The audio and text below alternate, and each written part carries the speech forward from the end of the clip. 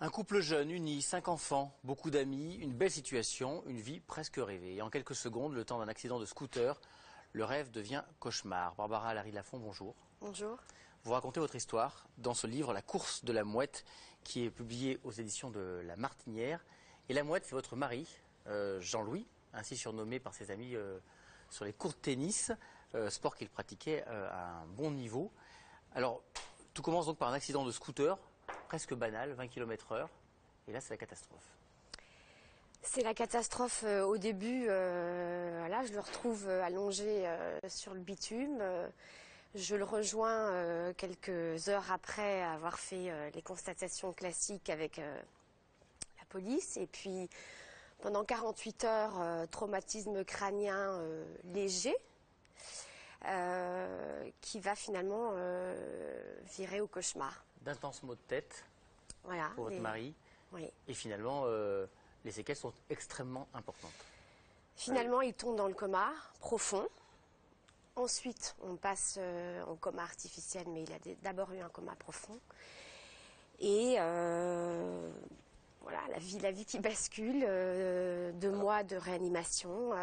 On va en parler de cette vie qui bascule, Barbara, mais dès le départ, dans ce livre, et aussi dans une deuxième partie, vous accusez les médecins. Vous accusez les médecins, vous dites qu'il y a eu une erreur médicale, vous employez le terme, parce qu'au début tout allait bien, qu'il avait des maux de tête, qu'il a été plus ou moins surveillé parce que c'était le week-end de Pentecôte et que pour vous, les choses ne se seraient pas passées comme ça si on l'avait pris en charge. C'est mon ressenti. Maintenant, aujourd'hui, ce qui est arrivé et on le voit, et vous le savez mieux que moi, il y a des miracles et il y a aussi des drames.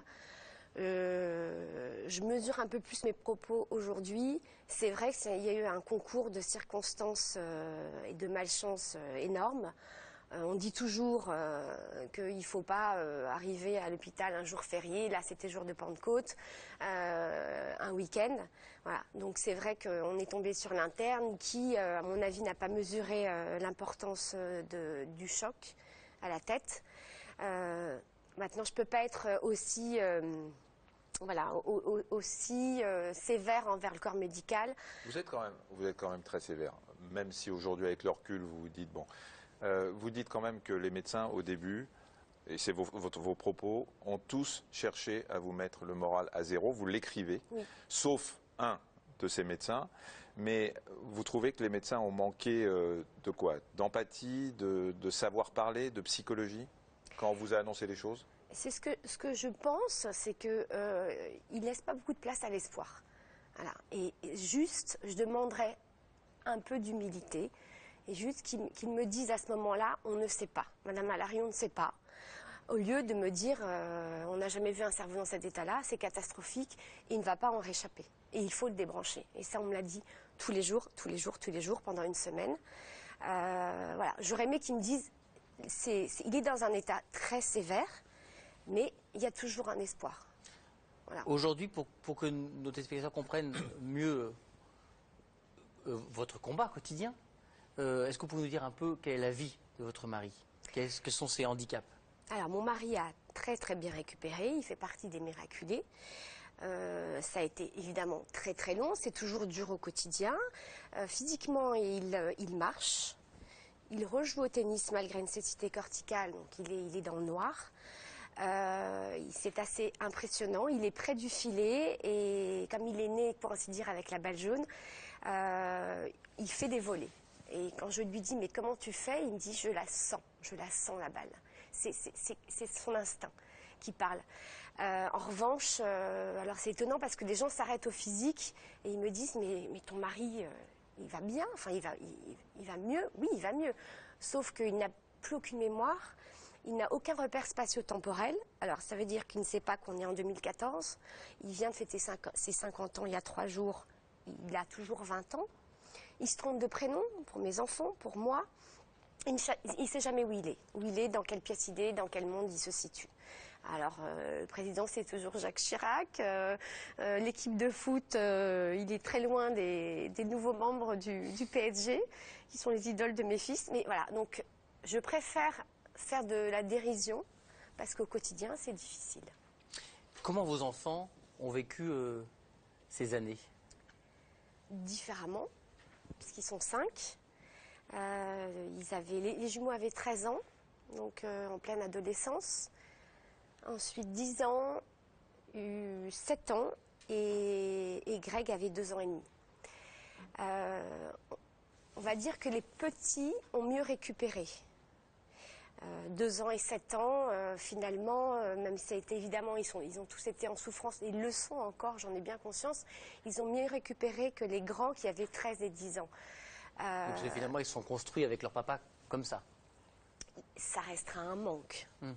Quand papa vient pas vous chercher à l'école, quand papa revient et qu'il se trompe de prénom et qu'il faut lui couper sa viande et qu'il faut l'aider à s'habiller et à se diriger dans la salle de bain ou dans toutes les pièces de la maison, voilà. Pourquoi papa ne joue au foot avec moi? Pourquoi papa ne... Bon, ça reste malgré tout un manque. Mais effectivement, la construction est plus solide parce que finalement Grégoire, aujourd'hui a 8 ans, et son papa, ça fait 6 ans qu'il vit avec un papa différent. Vous parlez beaucoup de vos amis, de votre soutien, dans votre malheur, vous avez de la chance d'être très entouré. Vous êtes, pour ceux qui s'intéressent au rugby, la sœur de Jean-Baptiste Lafont, ancien membre de l'équipe de France de rugby, pour lesquels le mot solidarité n'est pas à 20 mots en général. Vous avez été très, très, très entouré. Vous parlez sans arrêt de vos amis. Ce combat, vous n'auriez pas pu le mener sans eux. Non, c'est sûr. On a eu beaucoup de chance, j'ai eu beaucoup de chance. Il y a des gens qui n'ont pas cette chance-là, qui vivent des drames comme j'ai vécu, comme on a vécu et qui sont seuls. C'est vrai que j'ai eu un entourage extraordinaire, que ce soit des amis ou des inconnus. Et c'est ça qui m'a bluffé, qui a même été étouffant au début. C'est difficile de gérer cette vague de solidarité, d'amour, parce qu'on a tellement de choses à gérer tout autour de la tête. Et c'est vrai que ça a été merveilleux. J'ai créé ce blog avant d'écrire ce livre. Et c'était aussi une façon de rendre hommage à tous ces gens, connus ou inconnus, qui nous ont tendu la main. Et puis vous vous battez pour une meilleure prise en charge des traumatisés crâniens, c'est Oui. ça? En organisant des courses à pied notamment? Oui, en fait, je suis tombée dans la marmite du sport. Voilà, j'ai pas fait du rugby. Je cours beaucoup. Ça m'a beaucoup aidé d'ailleurs, le sport. C'est un très très bon exutoire.